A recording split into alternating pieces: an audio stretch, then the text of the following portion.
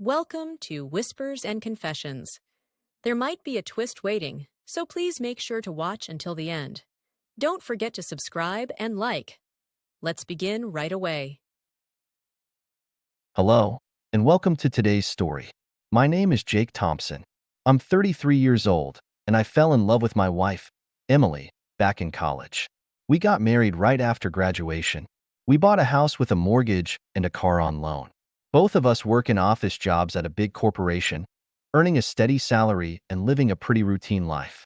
At first, we were full of excitement about starting a life together. So even though we had loans for the house and car, we were happy to save money and manage our budget together. But as this lifestyle continued for 6 years, tensions and dissatisfaction started to build. Before we hit the 6-year mark of our marriage, everything just exploded. I started wondering, what if we hadn't gotten married right after graduation? Would I be living a more free, exciting life right now?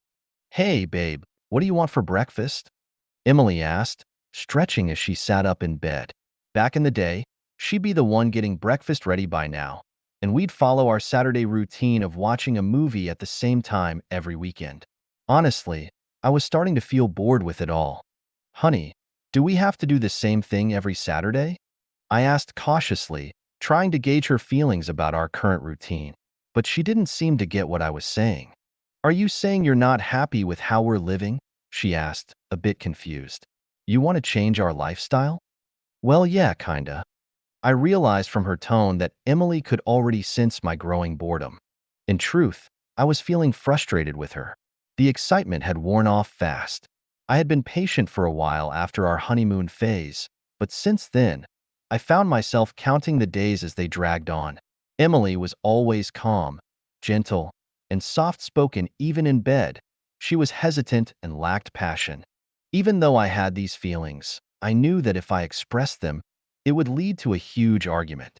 Over the years, Emily's personality had shifted as well, and she'd become quicker to argue or give me the silent treatment over the smallest things. "Why aren't you saying anything?" she asked, her voice a little anxious. I held back for a long moment and finally said, "No, it's nothing." But it was clear that Emily had already seen through me. "I know what's going on," she said coldly. "For the last 6 years, we've worked the same jobs and followed the same routine. We don't have kids, and our lives aren't exactly exciting. So, yeah, I get that you're bored. But have you ever thought about the life we dreamed of when we started this? This is the life you promised me, Jake. I'm content with how things are right now, but I can't believe you're saying this to me." "Well, fine. Let's just get divorced then," she said suddenly, standing up from the bed. "I'll go stay with my parents this weekend." I was shocked and quickly grabbed her hand. "No, no. You're misunderstanding me. That's not what I meant at all." "Then what did you mean?" she asked, pulling her hand away and sinking to the floor in tears. I was at a loss, watching her cry. Normally, I could comfort her, but this time it wasn't working. Thankfully, she didn't leave the house but instead retreated to another room, kicking off a silent standoff. That afternoon, we both stayed in separate rooms, not saying a word to each other. Out of boredom, I picked up my phone, opened WhatsApp, and considered reaching out to my friends for advice about our situation. But everyone seemed busy or attending some event. Feeling restless, I started scrolling through short videos when I stumbled across a group chat titled Family Swap. I had no idea what that meant, but it struck me as something strange and intriguing. According to the group's description, couples could agree to swap families whenever they wanted. Out of curiosity, I scanned the QR code and joined the group chat. Right away, I saw that everyone had left notes about themselves and their family situation. For example, someone wrote, "Mike Johnson, 33, one wife." There was also a group rule that if you didn't leave a note about your family situation, you could get kicked out. So, I followed along and changed my note to say, "Jake Thompson, 34, one wife." As soon as I updated my info, people started tagging me to welcome me. "Welcome to the group. How did you find us?" "Welcome. I see you've only got one wife at home, same here. Want to swap?" "Take your time. Get to know everyone first." I was a little confused but also curious about what might happen in this group. As I read through the messages, I was especially taken aback by the proposal from one guy suggesting we swap our wives. So, family swap really meant that? It hit me that this meant I could do all the things I normally did with my wife, but with someone else's wife instead. I should have felt repulsed by the idea, but weirdly, I was excited. Maybe it could make life a lot more interesting? Hey Mike, we're about the same age. Wanna add me as a friend? I tagged the guy who had suggested swapping. Since we were the same age and had similar family situations, I figured we might hit it off. Soon, Mike added me as a friend for a one-on-one chat. As soon as I accepted the request, he sent me a message. Hey, do you have a spare room at your place? My wife and I could come stay over for a while so we can bond. If that's uncomfortable, you're welcome to come stay at our place. We live in Queens. What? You live that close? I replied, surprised. I'm in Brooklyn, only 3 or 4 miles away. But my wife doesn't know I joined this group chat. I hesitated, unsure of how to explain it, but I eventually decided to come clean. After all, something like this only works if both sides are on board. I waited a bit after sending my message, and Mike replied almost immediately, "No worries, my wife already knows. She's super open-minded, so she won't care. But we'll need a few days together to bond. After that, things will naturally happen. Based on what you've told me, I think spending a few days with us would be good for you." His response actually made sense to me. Nodding to myself, I sent him my home address and said they could come stay over. We agreed to tell my wife we were just friends from a hobby group. That evening, Mike and his wife knocked on our door. Excited, I rushed to open it, and there stood a man about my height and build, with a woman beside him in a short, revealing skirt. She was definitely attractive. "Hey, you made it. Come on in." I saw they were carrying bags, so I reached out to help, but I was so nervous that I accidentally grabbed the woman's hand. "Jake, who's at the door?" I heard Emily's voice from behind me. The woman quickly pulled her hand away, pretending nothing had happened. I turned around to check Emily's face, but luckily, she was too far away to notice. I breathed a sigh of relief.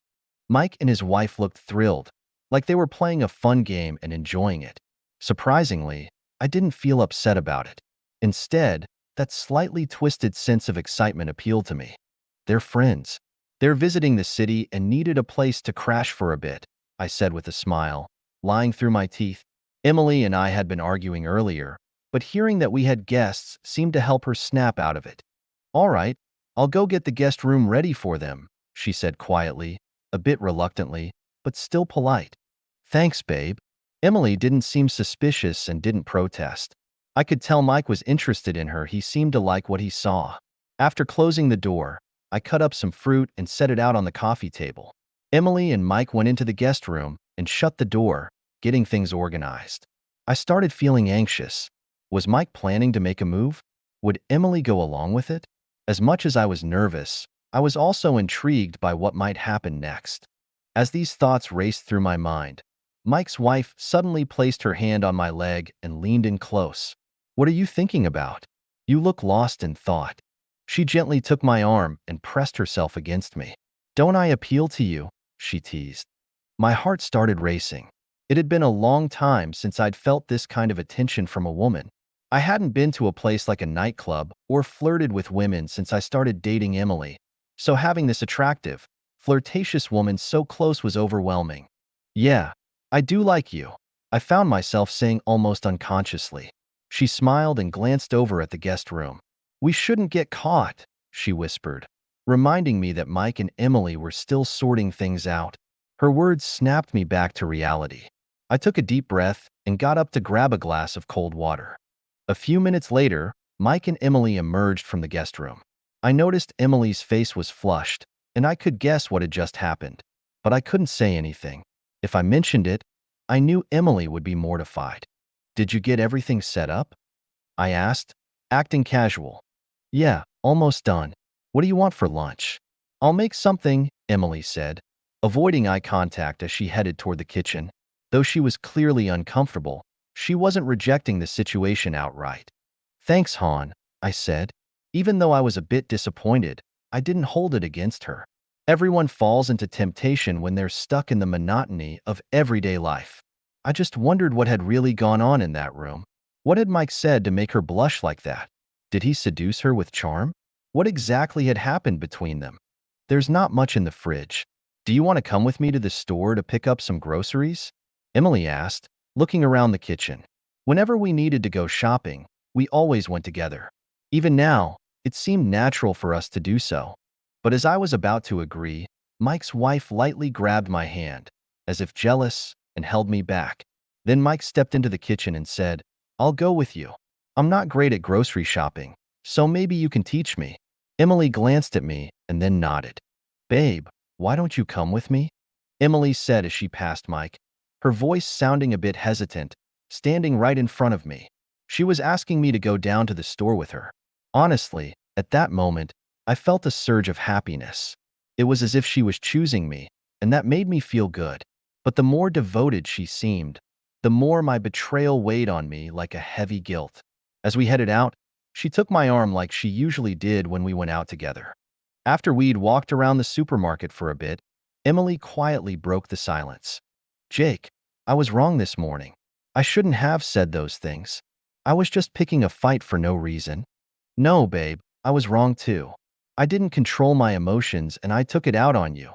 I apologized to her. In truth, I understood. Our life had gotten monotonous. "Maybe we should try for a baby," she said, looking at me with a hopeful smile. "I think having a baby would make our lives richer. And it's the right time for me to get pregnant. It'll be harder if we wait a few more years." At that moment, the guilt hit me hard, but I still didn't want to stop what I was doing. Despite Emily's sweet and calm nature, I couldn't resist the passionate appeal of Liz.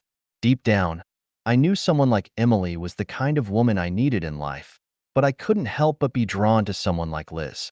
"Let's talk about it in a few days, okay? It's a bit awkward right now with our friends staying over," I said, patting her arm gently. Emily looked a bit disappointed but seemed to realize something and asked, "By the way, your friend, he's just visiting, right? How do you two know each other?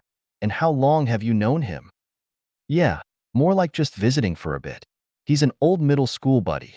We haven't seen each other in a long time, so we decided to catch up. After this, I doubt we'll meet again." "So, it's not like we're that close," I answered vaguely, trying to downplay my relationship with Mike. I added, "After this, I probably won't see him again." The reason I added that last part was to hint to Emily that she could feel free to enjoy her time with Mike. Since there wouldn't be any future meetings, why not make the most of the present? Emily nodded, as if she wanted to say something but held back. When we got back home, Emily and I slipped into our usual routine, busying ourselves together in the kitchen. Mike and Liz didn't join us. As I stood there with Emily, my mind kept drifting toward Liz. During dinner, the four of us had a strange conversation, and we realized that our two couples had a lot in common. We had both gotten married right after college, and neither couple had kids yet. Our mundane lifestyles had led to arguments and tension. However, Mike and Liz were more open-minded and adventurous. They openly admitted to having had affairs during their marriage, and they were honest about it with each other. On the other hand, Emily and I could never accept something like that, or at least, she couldn't. Right now, I was clearly accepting it, even if she wasn't. As Mike and Liz talked about their extramarital experiences, I couldn't help but become more intrigued. They described kissing strangers at bars, embracing each other in public places like subways. The stories stirred something in me, making me more eager to spend time with Liz. After dinner, when Liz offered to help me with the dishes, I didn't refuse. As soon as she stepped into the kitchen, I locked the door and kissed her passionately. Finally, we had the space to act on our emotions without worrying about being seen. But despite the thrill, I still felt a sense of unease. I worried Emily might become suspicious. If she walks in on us, it'll all be over, I thought to myself. Sensing my anxiety, Liz whispered, "Are you worried about Emily and Mike?" "Yeah, if we get caught," I replied. "Don't worry," she said calmly. "I decided to go through with this because I know it won't affect my marriage." When we were eating earlier, Mike told me that he'd already tested the waters with Emily in the bedroom.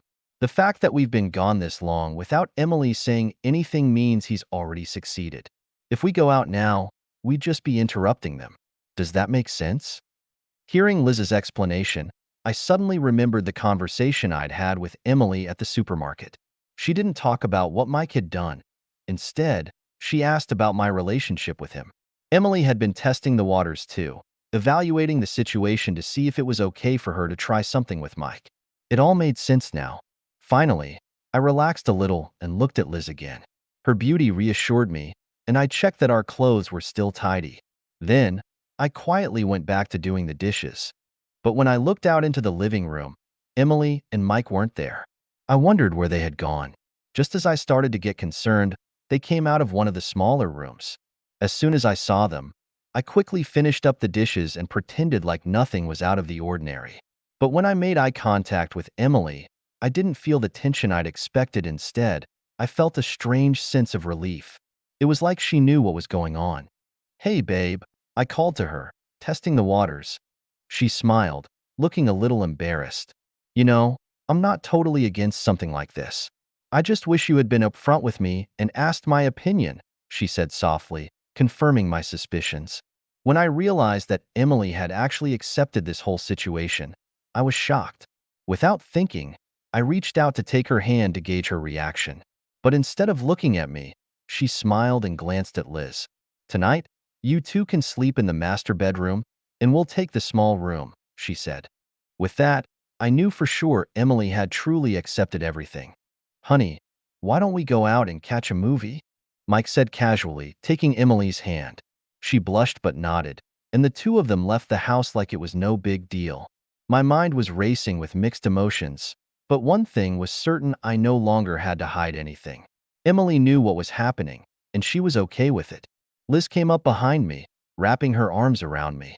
"Since they've gone out to watch a movie, why don't we get cleaned up and head to bed?" she whispered.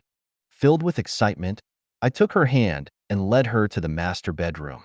I'd been so eager to be with Liz, and I enjoyed it at first. But afterward, my excitement faded faster than I expected. Instead, I found myself obsessing over the thought of Emily being with Mike. It hurt me. Why had I ever let this happen?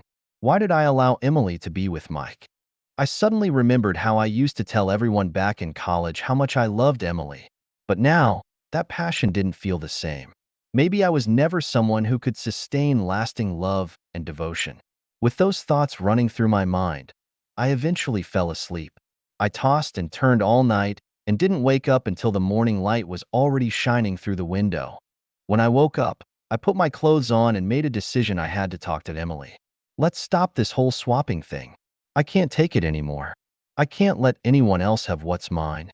I walked into the kitchen, where Emily was making breakfast, and I gently took her hand. "Babe, I was wrong," I said. "I never should have agreed to this ridiculous swap. I can't handle you getting close to Mike. Please, let's cut ties with them. I can't stand this anymore." Emily looked at me with a calm expression and replied, "You already got what you wanted with Liz, so your desire is satisfied. But now that I'm out of your control, your insecurity has come back, and you want to end this and pull me back to you. Do you realize how disgusting you are, Jake?" I was shocked, but I knew she was right. Every word she said was true. She continued, "You know, I regret not seeing you for who you really are sooner. On the outside, you seem calm and stable, but deep down, you're selfish, driven by your ego, and hungry for something new and exciting. You've got a need for control, and you're a hypocrite. I can't believe I've spent 6 years married to someone like you." Fear gripped me. "Please, give me another chance. I'll change. Please, babe." But Emily pulled her hand away and didn't say anything more. No matter how much I begged, she didn't look back at me. In my despair, I thought, is this really the only way I can keep her in my life? By continuing with this messed up swap? After breakfast, Emily printed out divorce papers and handed them to me. "Let's get divorced," she said firmly. "I won't agree to a divorce," I said, just as firmly. "Fine," she replied. "Then we'll separate. I can't live with you anymore." And just like that, she walked out of the house, taking nothing with her. In that moment, I finally understood. Emily didn't care about Mike, and she didn't care about the excitement of it all. What had kept her with me for so long was the fact that she valued our relationship. But now, she had let it go. She didn't need anything anymore, not even me. I had lost everything. Without Emily, I was nothing. That's all for today's story. If you'd like to hear more, don't forget to subscribe, like, and share. I'll keep making great content. Thank you for watching.